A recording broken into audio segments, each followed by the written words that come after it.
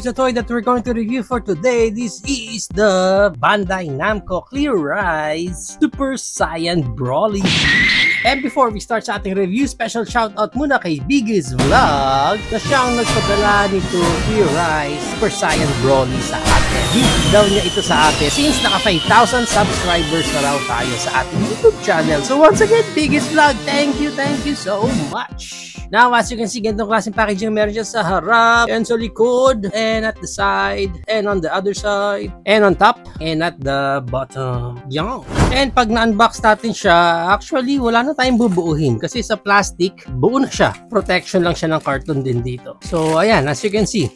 And pag na-unsupot na natin siya, check muna natin dito yung kasama niya accessories na part ng stand niya. Actually, makapal. Makapal-kapal yung pinaka-stand niya dito. Hindi siya yung common na isang malaking bloke. And let's check na yung details dito ni Broly. Check muna natin yung pinaka-face niya. Ganda, ganda rin yung face niya. And yung hair niya is may pagka-transparent yung dating, soft plastic. And then yung sa chest part niya, yan, okay. Ganda ng katawan, parang katawan ko lang.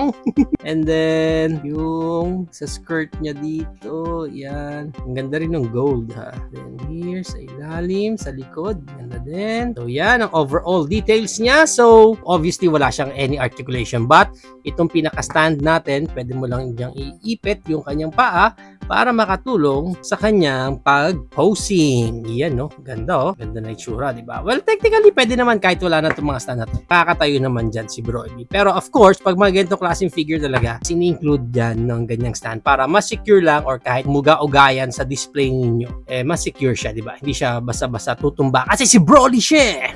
Para sa height ng Broly natin dito, ang height niya is around hanggang sa pinaka-head niya. Sabihin na natin 7 inches siya. And ang maganda niyan, i-compare pa natin siya sa iba pa nating toys tulad ng ating Batman, Caveman, MCF, Marvel Legends, Hulk, Super Mario Bros, Bowser, MCF, Doomsday, Core Class, Optimus Prime, and ang ating Hammond Collection human figure na si Dr. Ellie Sattler. So yan ang ating height comparison.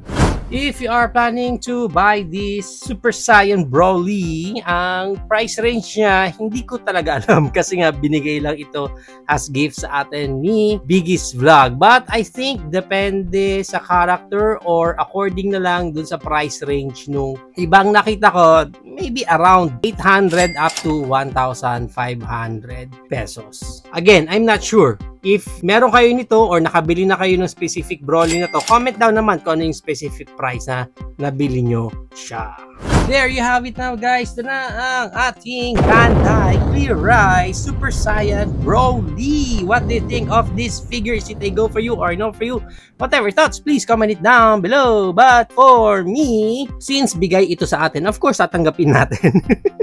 But alam niyo naman ako pagdating sa mga figures or sa mga toys ko, talagang number one sa akin yung playability and gusto ko talaga na-articulate yung mga toys na meron ako. But as of now, itong Broly natin, aesthetically speaking, ang ganda rin ng pagkakagawa sa kanya. From its look, sa kanyang body, talagang napaka-solid. Alam mo kaagad na malakas itong character na to kahit tinitingnan mo pa lang ng ganyan. And ang ganda ng pagkakagawa nila doon sa Super Saiyan hair niya. Talagang ang solid din. May pagka-transparent pa nga yung dating nung plastic na ginamit sa buhok niya. Even pagdating doon sa mga paints niya, for me, ayos naman, wala mga lagpas and maganda yung pagkaka-execute sa kanya. Overall, for me, itong Broly na to, maganda itong addition sa inyong collection, especially kung part na ng collection nyo yung mga bagong era na ng Broly. And what if kung Broly pa mismo yung main character ng collection mo, diba? Definitely this one, magandang addition sa collection mo.